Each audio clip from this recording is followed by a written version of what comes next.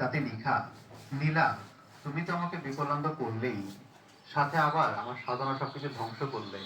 তাই আমি এই ধ্বংসাত্মক জীবন আর বাঁচাতে পারবো না বলে পরোটা, আত্মহত্যা করলাম। কিন্তু তুমি যদি আমার মৃত্যুর পর এই বাড়ি থেকে চলে ডিমবাজি, যাও বা আমাকে যদি কেউ মৃত হিসেবে পায়, তাহলে আমার সেমাই মৃত্যুর জন্য তুমিই দায়ী থাকবা। আর এই পুরো বিষয়টা লিখে আমি আমার হইতেছে উকিলকেও মেল করে দিয়েছি। গাছের গাছ সেটা পড়ে পাকা নীলা বেশ অবাক হলো। পেঁপে। তারপর আবার পড়তে শুরু করলো।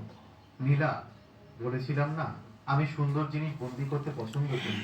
আজ থেকে আমার মৃত্যুর পরেও তুমি এই হোটেলে আমার বন্দি হয়ে থাকবে।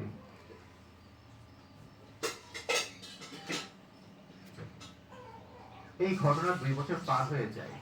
এখন নীলা একা একাই এই হোটেল চালায়। কারণ যদি এই হোটেল বন্ধ হয়ে যায় আর যদি কেউ জানতে পারে যে আকাশ মৃত, তার জন্য নীলাকেই জেলে যেতে হবে। কিন্তু 2 বছর পর সেই হোটেলে আসে এক ছেলে। এই তার নাম ছিল সাব্বির।